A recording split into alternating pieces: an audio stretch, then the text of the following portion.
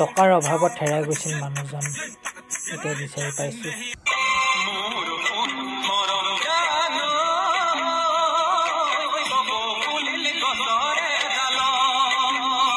কেছেটৰ দিনৰ পৰা মানুহে চিনি পাইছিলে যেতিয়া গান খুচৰি চাইছিলে এতিয়া মানে সেই গানবোৰ নোগোৱা হ'ল দুখ লাগে নালাগে কেতিয়াবা কয় নকয় লাগে মোৰো দুখ লাগে তেওঁ দুখ লাগে অভাৱেই মানুহৰ সলনি কৰে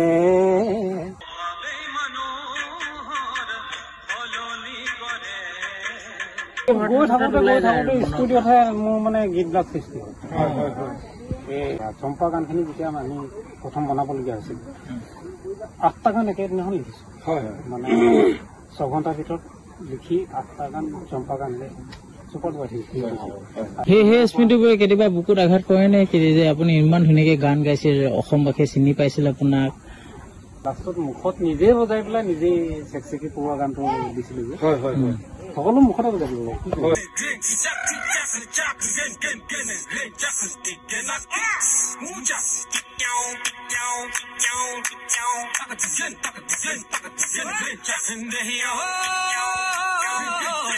কেছেটৰ দিনত লগ পোৱা মানুহজন বিখ্যাত মানুহজন এতিয়া অকমান গানৰ পৰিৱেশত থাকে নে কেতিয়াবা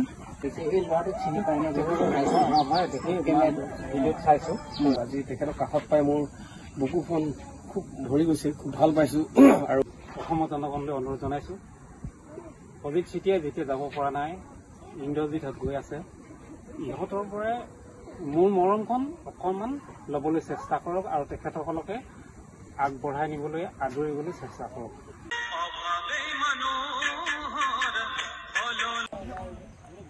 90 দশকত তেওঁ আছিল সংগীতৰ ৰজা তেওঁ হেৰাই গ'ল এতিয়া তেওঁৰ ওচৰলৈ আহিছো টকাৰ অভাৱত হেৰাই গৈছিল মানুহজন এতিয়া বিচাৰি পাইছো আৰু এইফালে আছে অজিত দা এইফালে থাকে সবচে এটা ভিতৰৰ পৰিৱেশত গাড়ীও নোহোমাই এইফালে নিজে লিখি হুৰ কৰি গাইছিল বহু গান সংৰক্ষণৰ অভাৱতে হেৰাই গ'ল সকলো এতিয়া মানুহজনক কাষত আহিছো এইফালে একদম অজিত দা লগ পাইছো দেই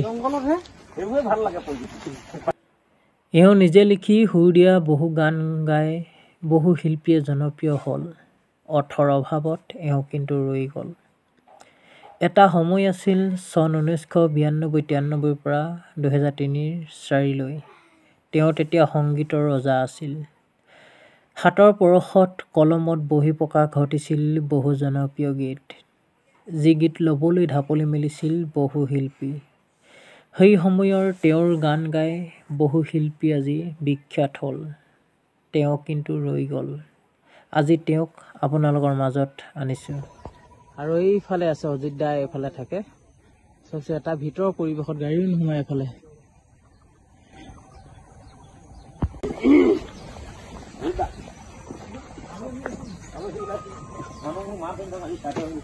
এইফালে একদম অজিত দা লগ পাইছো দেই এইবোৰে ভাল লাগে পাতি আছো তাকে এনেকুৱা জেগাৰ পৰা আমাৰ কথা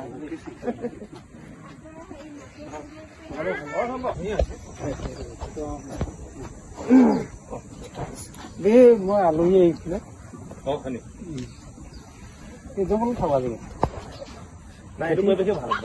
আজি আপোনাৰ লগত আহিছে ইয়াতে ইন্দ্ৰজিৎ এই মনটো এনে আপোনাৰ কেনেকুৱা লাগিছে এই ল'ৰাটোক চিনি পাই নে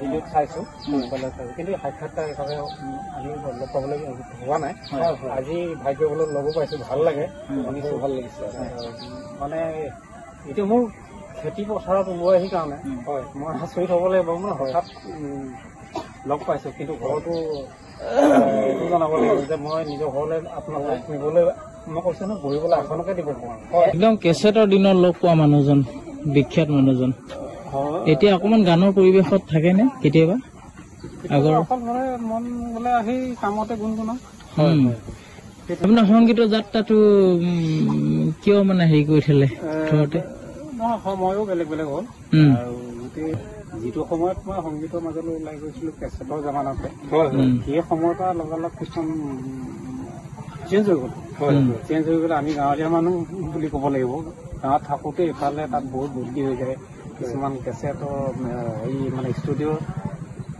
এনালকৰ পৰা ডিজিটেল হৈ যাওঁতে কিছুমান বস্তু আমাৰ থাকি গ'ল আৰু সেই মেচিনবিলাকে অফি হৈ গ'ল। সেই স্মৃতিবোৰে কেতিয়াবা বুকুত আঘাত কৰে নে যে আপুনি ইমান ধুনীয়াকে গান গাইছে অসমবাসীয়ে চিনি পাইছিল আপোনাক? আঘাতটো সেইটো থাকিবই ন। কেতিয়াবা জীৱনৰ আধা জীৱন যেতিয়া তাত গুচিয়ে যায় সেইটো আকৌ কেতিয়াও পাহৰি যাব নোৱাৰে মানে। কিন্তু তাত গৈ আকৌ ৰিপিট মানে নতুনকৈ মানে হেৰি কৰিবলৈ অকণমান অসুবিধা হয়, কাৰণ আজিকালি জেনেৰেশ্যনটো বহুত বেলেগ হৈ আগবাঢ়ি গুচি গ'ল, বেলেগ বেলেগ কিন্তু সেই চেকচেকি পুৰা টাইপৰ গীতটো যে গালো মই তেতিয়ালৈকে কোনো বাদক কোনো কিবা একো কাকো চিনাকি নাইকিয়া হ'লো। হেল্ল' পাৰ্থপ্ৰতিম চৌধুৰী হাত গুচি গ'ল, মানে যিসকল বাদক আছিলে চব কৰিব তেতিয়াতো নতুন কাকো চিনি নাপাওঁ। লাষ্টত মুখত নিজে বজাই পেলাই নিজেই চেকচেকি পৰুৱা গানটো দিছিলো যে সকলো মুখতে বজাই দিব কাকো লগ পোৱা নাই কাকো বজাবলৈ কওঁ।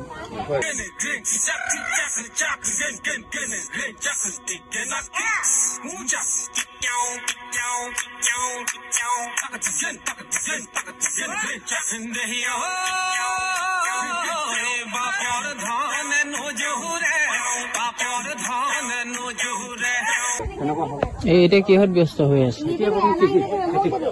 খেতিত। আপুনি ভাবেনে আপোনাক যে বিচাৰি গোটেই অসমে এতিয়া খুচৰি ফুৰিছে আপোনাৰ এড্ৰেছটো? আমি এতিয়া এই ঠাইত ওলাইছোহি, আপোনাৰ একদম শদিয়াৰ পৰা ওলাইছোহি, ডুমডুমাৰ পৰা ওলাইছোহি বিচাৰি বিচাৰি। কেতিয়াবা অনুভৱ কৰে নে কথাটো? অনুভৱ কৰোঁ, সেইকাৰণে মই বহুত বছৰ মই ফোনবিহীন মোৰ নাম্বাৰ নাইকিয়া কৰি দিলোঁ। তাৰমানে মোক কোনো যোগাযোগৰ পৰা বিচ্ছিন্ন কৰি দিলোঁ কাৰণ কেলে যিহেতু মানে বৰ্তমান মানে যিটো সময়ত এতিয়া যাব লাগে কৰিবলৈ সেইটো সময়ত বৰ উঠা নমা এটা খেল হ'ব। বহুত পুৰণা শিল্পী আঁতৰি দিবলগীয়া হ'ব, হয়তো বহি যায়।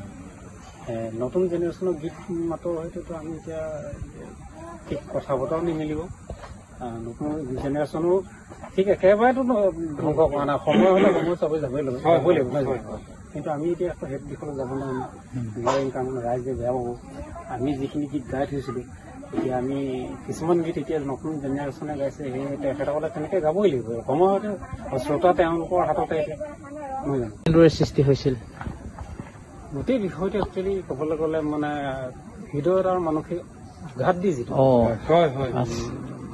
টকা পইচা বা অন্যান্য গাড়ী মটৰে মানুহক চব বুজালে নহয়, সেই আঘাতটো অকণমান বেয়া লাগিলে। মানে মই ষ্টুডিঅ'ত যেতিয়া প্ৰথম গীত গাবলৈ গৈ পেলাই বহুত হেংচালি কৰিলে। মই যেনেকৈ ধৰি লওক মই আমুক কৰি দিম চমুক কৰি দিম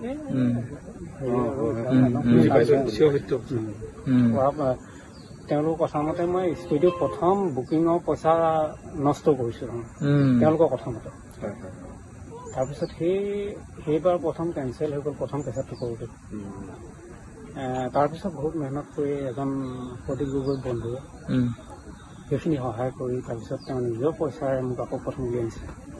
অৰ্থাৎ অভাৱত পৰি আপুনি সেই অভাৱৰ গানটো লিখিছিলে হয়নে? এতিয়া অভাৱে মানে যিটো গান আছিলে ইন্দ্ৰজিতৰ কাৰণে অকণমান গাই দিব লাগে, ইন্দ্ৰজিতো দুটা লাইন গাই দিব। অভাৱেই মানুহৰ সলনি কৰে,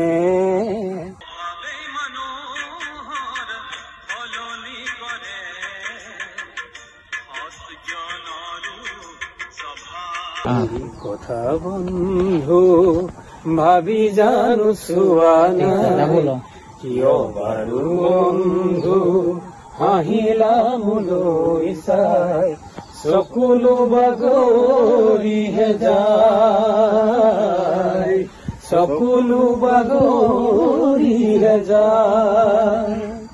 সবাওতো নাছিলো মই জীৱনৰ বাটত, মদাৰ ফুল হৈ ৰম।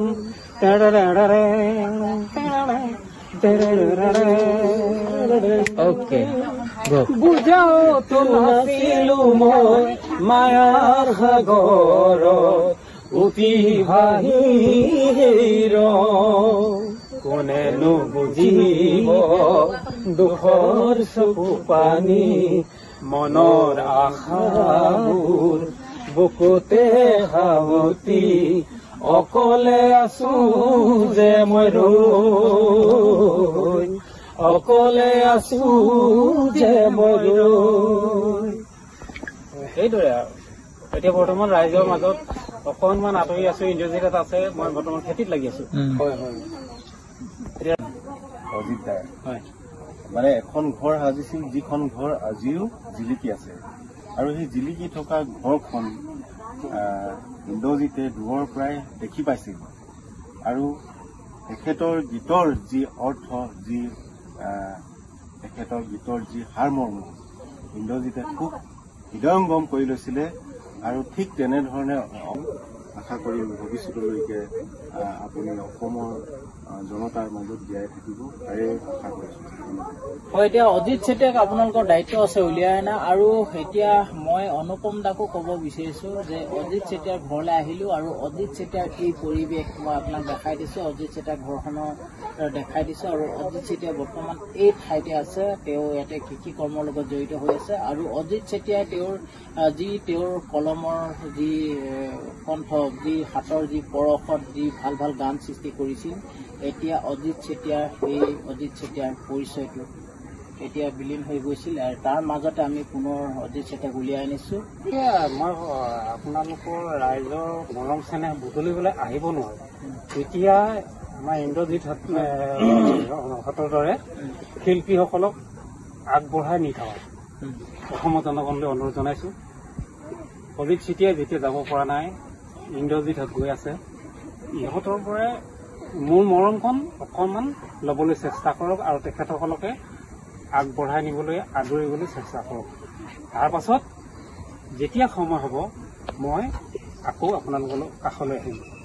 এতিয়া মই অনুৰোধ কৰিছোঁ আৰু পোনপটীয়াকৈ কৈছোঁ, আপুনি এতিয়াও এটা ৰাইজক মানে বহু দিনৰ মূৰত এটা ভাল গীত উপহাৰ দিয়ক। আৰু সেই গীতটোৰ মিউজিকৰ খৰচ পাতি মই সম্পূৰ্ণ দায়িত্ব লৈছোঁ। যি খৰচ বহন কৰিব লাগে সেই খৰচখিনি মই বহন কৰিম। মই জনসাধাৰণ হিচাপে আপুনি গীতটো লিখি ৰেডি কৰি গোৱাৰ সময়ত মানে যোগাযোগ কৰিব। আৰু মই সেই সহায়খন কৰিবৰ কাৰণে আপোনাক মোৰ অন্তৰৰ সৈতে মই আপোনাক পঠাই দিছোঁ। মই বহুত দিনৰ আগৰ পৰাই মানে লিখা নহয় কেতিয়াও। মই পাৰ্থপ্ৰতিম চৌধুৰী তাত থাকোঁতে দায়িত্ব তেখেতসকলে গীত বিচাৰি থাকে। মই কিন্তু গৈ থাকোঁতে তাত গৈ পৰিৱেশতে চম্পা গানখিনি যেতিয়া আমি প্ৰথম বনাবলগীয়া হৈছিল, 8টা গান একেদিনাখন লিখিছোঁ। হয় মানে 6 ঘণ্টাৰ ভিতৰত লিখি 8টা গান চম্পা গান চুপত লিখিছোঁ। আৰু মই মানে কি হয়, কিছুমান গীত লিখি যাওঁ, প্ৰথম কেছেট ছেকেণ্ড কেছেট কৰিবলৈ যাওঁতে যিবিলাক গীত লিখি গৈ থাকোঁতে ষ্টুডিঅ'তহে মোৰ মানে গীতবিলাক সৃষ্টি হয়। এই আয়ৰ গীতটো যিটো আছিলে, মোৰ বুকুখন ৰাঙলী হ'ল, দুদিনৰ আগত আমাৰ ইয়াতে কেঁচা এটা হৈছিল। সেই গৈ থাকোঁতে গীতবিলাক হয়। সেই গানটো এতিয়া ৰাইজে পাহৰিছে, অকণমান ঘূৰাই দিব নেকি? অকণমান দুটা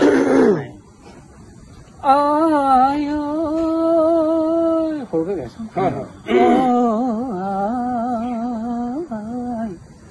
মোৰ বুকুখন তেজেৰে ৰাঙলী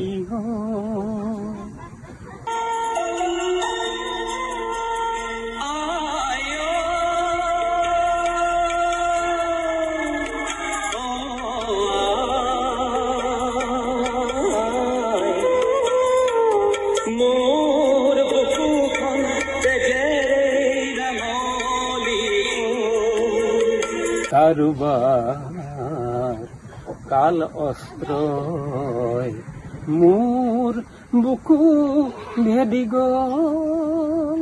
এইটো আছিল এই ঘটনাটো মই যোৱা দুদিন আগত ঘটিছে। তাৰপিছতে সেই গানটো, সেইবিলাক গান বাস্তৱিক ছবি। মৰম আৰু আশীৰ্বাদ ভগৱানে ভালে ৰাখক আপোনাৰ লগতে পৰিয়ালৰ সকলো। আগতে ইমান ধুনীয়া গান গাইছিলে, মাজত ৰখি দিলে কেলে? ৰখি দিলে অভাৱত টকা পইচা। ঠিক আছে, এতিয়া সমগ্ৰ অসমে এতিয়া চিনি পাইছে অজিত দা। আৰু আগতে বহুতে বিচাৰিছিলে, কেছেটৰ দিনৰ পৰা মানুহে চিনি পাইছিলে অজিত দা, গান খুচৰি খুচৰি চাইছিলে। এতিয়া মানে সেই গানবোৰ নোগোৱা হ'ল। দুখ লাগে নালাগে? কেতিয়াবা কয় নকয়? লাগে, মোৰো দুখ লাগে, তেওঁ দুখ লাগে। খালি কি কয়, এতিয়া এইভাগে লাগি আছে আৰু এতিয়া কি কৰিব। ঠিক আছে।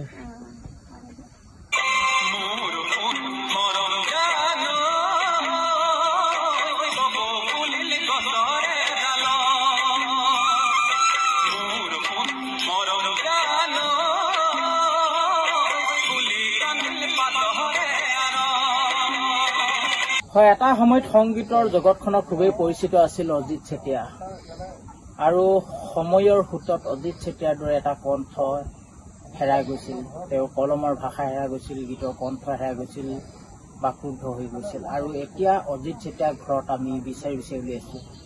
অজিত চেতিয়া পৰিচয় আমি উলিয়াইছোঁ আৰু এয়া হ'ল অজিত চেতিয়া আছে আৰু কণ্ঠশিল্পী ইন্দ্ৰজিৎ দুলীয়াৰ সৈতে তেওঁৰ সহবাদ্যশিল্পীৰ সৈতে একেলগে আমি আহিছোঁ। তাতে অজিত চেতিয়াক আজি আপোনালোকৰ আগত পৰিচয় কৰাই দিছোঁ। অজিত চেতিয়াৰ কিছু মনৰ অনুভৱ আমি জানিবলৈ চেষ্টা কৰিছোঁ আৰু এতিয়া অজিত চেতিয়া এইদৰেই তেওঁৰ সংগীতৰ যাত্ৰাত, তেওঁ থমকি ৰোৱা যাত্ৰাখনত আমি পুনৰ উজ্জীৱিত কৰিবৰ কাৰণে আহিছোঁ।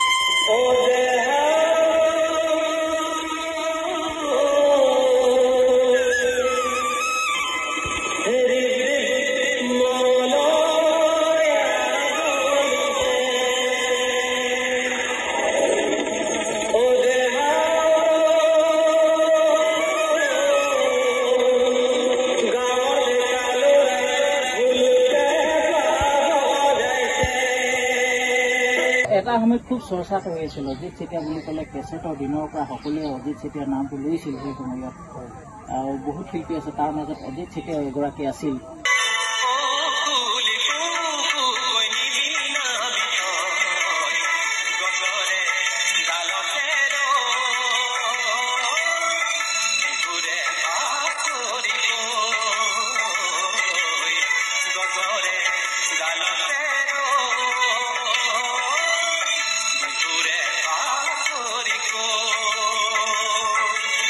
এতিয়া অজিত চেতিয়াৰ এই পৰিৱেশত আছে। এতিয়া গানৰ চৰ্চা কেতিয়াবা কৰেনে? গানৰ চৰ্চা মানে মাজে মাজে এই খুব মানে ৰাইজৰ মানে খুব হেঁচা পালে মানে হয় গাঁৱৰ যিখিনি মৰম চেনেহ আগৰ মানে ল'ৰা ছোৱালীবিলাকে যদি কেতিয়াবা কয় স্থানটো দি পেলাই যে আপুনি কিবা এটা হ'লেও আৰম্ভ কৰি দিয়ে সেইবুলি দিয়ে বাৰু আশে পাশে গোটেই গাঁৱৰ ৰাইজসকলে সেইটো ৰাখোঁ। কিন্তু দূৰণিলৈ প্ৰগ্ৰেম ল'বলৈ এতিয়া মানে অকণমান কমাই দিয়া নিচিনা হৈছে। এয়া ইন্দ্ৰজিৎ দুলীয়া আৰু অজিত চেতিয়াক লগ পাবৰ কাৰণে এটা হাবিয়াস মনত পুহি ৰাখিছিল আৰু এতিয়া পূৰ্ণ হৈছে। আৰু ইতিমধ্যে মই ভিজুৱেলত আপোনালোকক দেখাই দিছোঁ অজিত চেতিয়াক সেৱা কৰা, অজিত চেতিয়াক গামোচা পিন্ধোৱা আৰু এনেদৰে এতিয়া কণ্ঠশিল্পীগৰাকীৰ মনৰ অনুভৱ অকণমান কোৱা আমাৰ কেমেৰা হয়। নমস্কাৰ। আৰু আজি মই বহু বছৰৰ আগৰ পৰা মই মোৰ অজিত ছাৰ বুলি ক'ব লাগিব, তেখেতক লগ কৰিবলৈ মানে কি ক'ম আৰু আজি দুখ লাগিছে। তেখেতক আজি কাষত পাইছোঁ, কিন্তু তেখেতৰ গীতবিলাক মোৰ জীৱনৰ লগত খাপ খাই আছে। মোৰ বেলেগকৈ মোক ক'বলৈ আজি ভাষাই হেৰাই গৈছে, কিন্তু আজি তেখেতক কাষত পাই মোৰ বুকুখন খুব ভৰি গৈছে, খুব ভাল পাইছোঁ আৰু ভাল লাগে। আৰু আজি লগ পাই মানে মোৰ ভাষাই হেৰাই গৈছে আৰু কি ক'ম আৰু এতিয়া ক'বলৈ ভাষা নাই, ভাষাহীন হৈ পৰিছে ইন্দ্ৰজিৎ। আৰু আমাৰ সৈতে মামা আছে, মামা অকণমান কৈ দিয়কচোন মানে লগ পাবলৈ কিমান হাবিয়াস পুহি ৰাখিছিল ইন্দ্ৰজিতে আপুনি বা আমি? আচলতে দাদাৰ অসমবাসীয়ে গম পায় আৰু অসমবাসীৰ অন্তৰত এখন ঘৰ সাজিছিল অজিত দাৰ। মানে এখন ঘৰ সাজিছিল যিখন ঘৰ আজিও জিলিকি আছে আৰু সেই জিলিকি থকা ঘৰখন ইন্দ্ৰজিতে দূৰৰ পৰাই দেখি পাইছিল। আৰু অজিত চেতিয়াই তেওঁৰ কলমৰ সেই পৰশত দি ভাল ভাল গান সৃষ্টি কৰিছিল। এতিয়া অজিত চেতিয়াৰ পৰিচয়টো এতিয়া বিলীন হৈ গৈছিল আৰু তাৰ মাজতে আমি পুনৰ অজিত চেতিয়াক উলিয়াই আনিছোঁ। কিন্তু যেতিয়ালৈকে মই আপোনালোকৰ ৰাইজৰ মৰম চেনেহ বুটলিবলৈ আহিব নোৱাৰোঁ, তেতিয়া আমাৰ ইন্দ্ৰজিৎ হঁতৰ দৰে শিল্পীসকলক আগবঢ়াই নি থাকক অসমৰ জনগণলৈ অনুৰোধ জনাইছোঁ। অজিত চেতিয়াই যেতিয়া যাব পৰা নাই, ইন্দ্ৰজিৎহঁত গৈ আছে, ইহঁতৰ পৰাই মোৰ মৰমখন অকণমান ল'বলৈ চেষ্টা কৰক আৰু তেখেতসকলকে আগবঢ়াই নি থাকক।